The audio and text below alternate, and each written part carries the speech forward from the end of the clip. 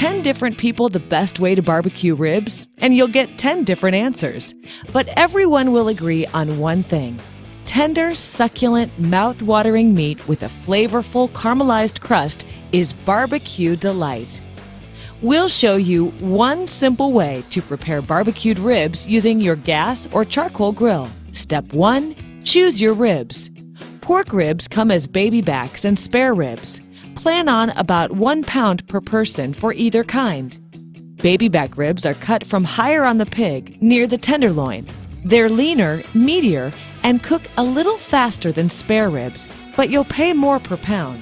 Spare ribs are cut from the lower belly side of the pig. They're fattier and less meaty than baby backs, but their lower cost makes them more affordable when you're cooking for a crowd. Spare ribs will cook more evenly if they're trimmed, so cut off the skirt or flap that hangs down on the bone side of the rack and trim any excess cartilage, bones, or fat above the actual rib section. On the flip side of the ribs, you'll see a thin membrane covering the bones. Removing this membrane may allow seasonings to better soak into the meat, so work up an edge with a spoon or blunt knife, get a good grip, and peel it up in one long strip.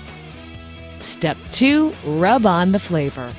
A dry rub is an easy way to give ribs a flavor boost before they hit the heat. Mix 1 tablespoon each of cumin, chili powder, and paprika together in a bowl. Add some salt and pepper to taste, and you have a simple, tasty rub. Pat the ribs dry with paper towels, then sprinkle both sides generously with the dry rub. Store leftover rub in an airtight container for the next time you barbecue. Let the ribs sit with the dry rub for 30 minutes to overnight in the fridge, allowing the seasonings to penetrate the meat. Step 3. Prep the grill. Ribs are mostly bone and muscle, so cooking them slowly is the ideal method for juicy, tender, fall-off-the-bone meat. Preheat your gas grill on high for 10 minutes with the cover on. If you're using charcoal, fire it up till there's a good coat of ash. When the grill is heated, clean the grates with a wire brush and then wipe with oil to keep the ribs from sticking. Indirect heat is the best way to slow cook ribs. On your gas grill, turn off your center burner and set the side burners to medium-low. On a charcoal grill, move the hot coals off to one side. To prevent flare-ups, put an aluminum drip pan right beneath the ribs. Step 4. Slow cook the ribs. Place the ribs bone side down on the grate over the drip pan.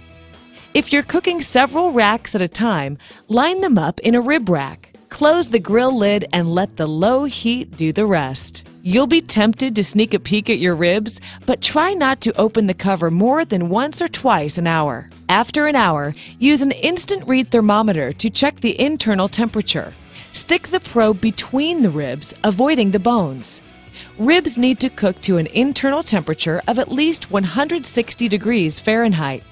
If you're cooking baby back ribs, which cook faster than spare ribs, look for doneness clues, like the meat slicing easily away from the bone. Step 5. Get saucy. Wait until the last 30 minutes to slather on some barbecue sauce for the final flavor boost.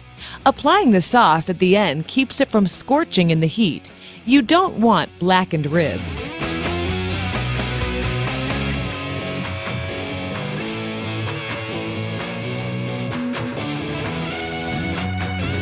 When your ribs are cooked and sauced, use a pair of tongs to pluck them off the grill and set them on a clean cutting board. Cover with foil for 10 minutes before you serve them up with extra sauce on the side. That's it! Once you master the basic rib recipe, you can start to add your own tweaks to the process.